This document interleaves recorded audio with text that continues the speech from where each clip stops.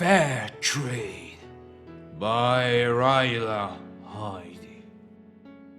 The market smelled of burning incense and rotting cabbage.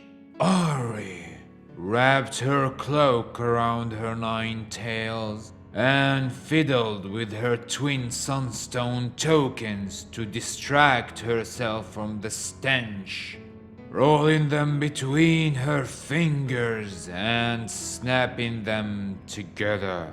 Each one had the shape of a blazing flame, but they were carved in such a way that their sharper edges fit together, forming a perfectly smooth orb.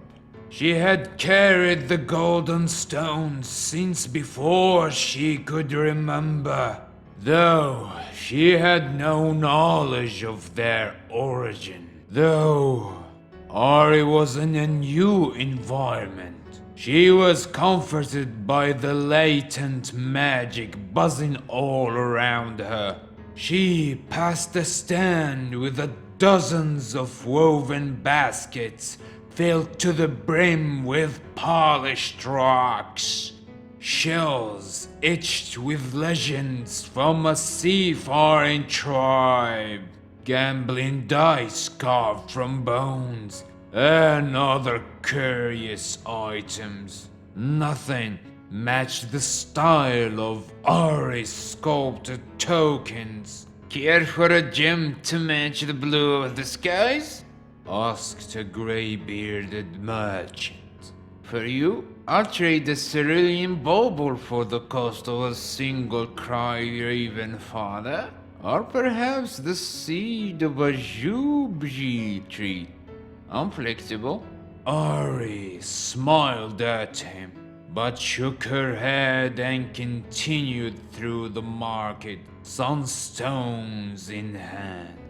She passed a stand covered in spiky orange vegetables, a child selling fruit that shifted color with the weather, and at least 3 peddlers swinging tins of incense, each of whom claimed to have discovered the deepest form of meditation. Fortunes, come get your fortunes told, called the young woman with lavender eyes and soft jawline.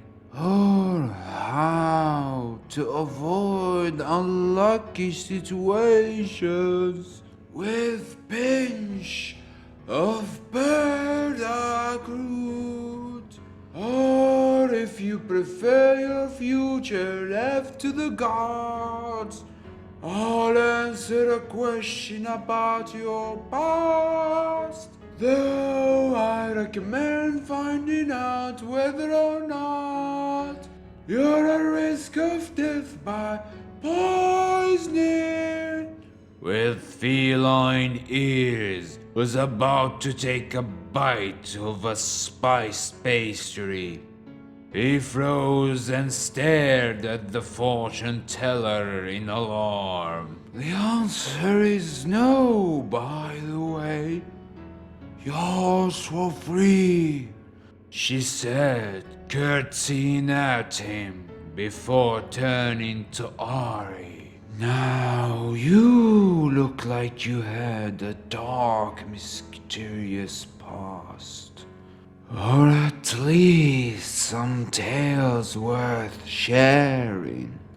Any burning questions for me, lady? Beneath heavy layers of incense, AHRI paused at the scent of wet fur and spiced leather lingering at the woman's neck. Thank you, but no, she replied. I'm still looking around. You won't find any more yellow tokens in this market, I'm afraid, the woman said, nodding to AHRI's sunstones. like the one you have. The back of Ari's neck prickled. She drew closer to the woman. She would not let her excitement get the better of her. Do you recognize these? Where are they from? The woman eyed Ari. I think they are Yamblos anyway, she said. I've never seen a pair in person. He only carved a small number in his time, and many sets were separated in the war. Dead rare, those. Ari leaned closer with each word. I am Irene, by the way. The woman said, Do you know where I can find this craftsman? Ari asked. Irene laughed. No idea. But if you come, I'll tell you what I know. Ari wrapped her cloak around her shoulders and eagerly followed the fortune teller past her booth and into a caravan decorated wall to wall with animal skins. Tea, Irene said. I brewed it this morning. She poured 2 cups of liquid the color of plum wine, taking one for herself. The tea tasted of bitter oak bark, masked by a cloying dollop of honey. Irene held out a hand for the stones, but Ari kept them close. I'm getting the sense that these are special to you, she said with a weary smile. Don't worry, I have no interest in peddling stolen sunstones. Bad for a girl's reputation. Can you tell me where they come from? Asked Ari, handing them over gingerly. Irene held them up to the light. These are beautiful, she said. I don't know how they fit together so perfectly. I've not seen the like. Ari said nothing. She stood frozen with curiosity and did not take her eyes off the woman. The legend says the sculptor known as Yemlo collected fossilized lizard eggs from thousand years ago that he carved into intricate shape. These ancient lizards lived long before Getsu Sea dried up to a desert, leaving only bone and dust.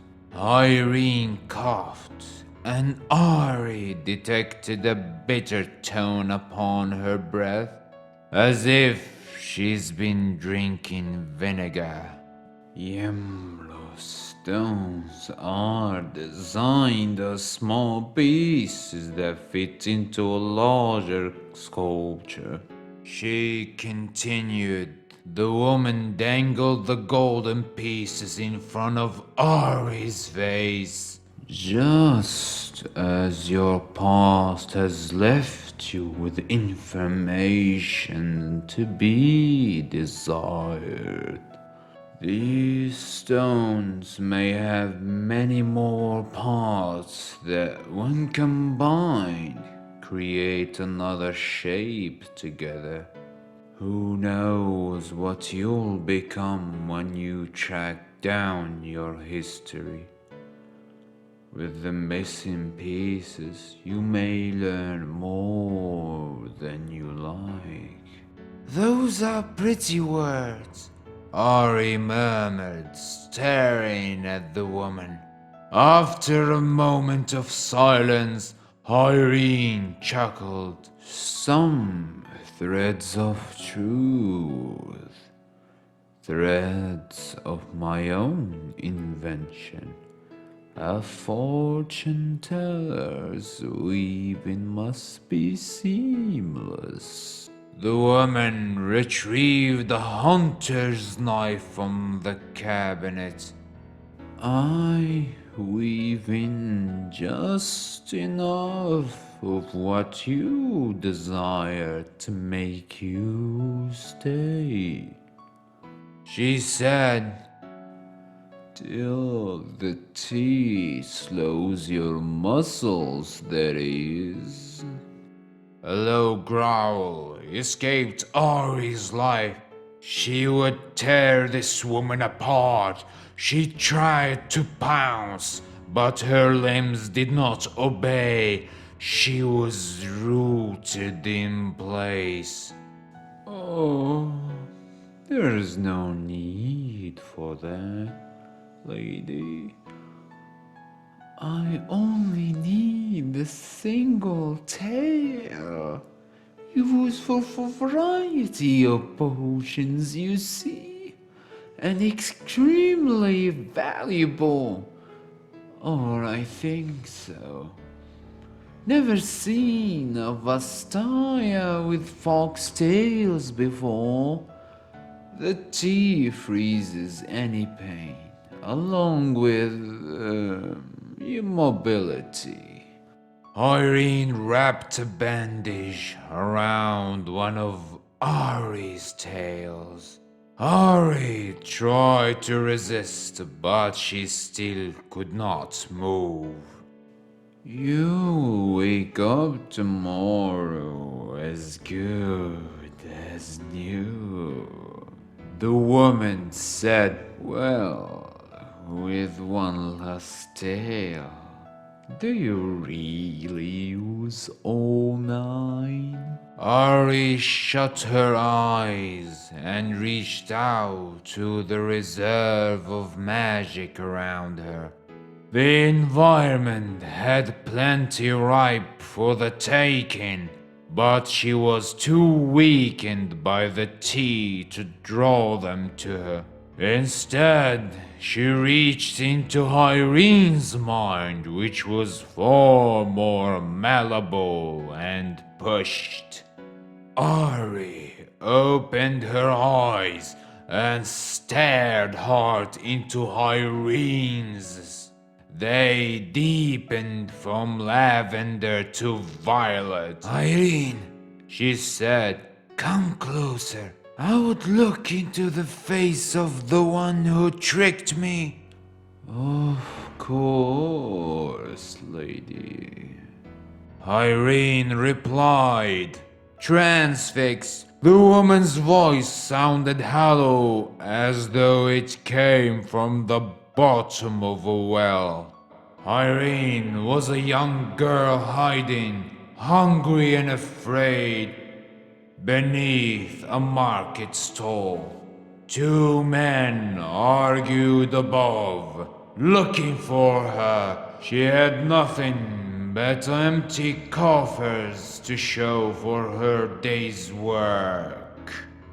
Ari continued to drain Irene's life, sampling memories of raw emotion.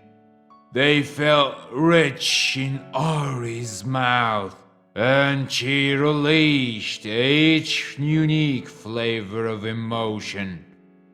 Irene told the fortune of a witch doctor shrouded in veils, receiving a copper for her troubles.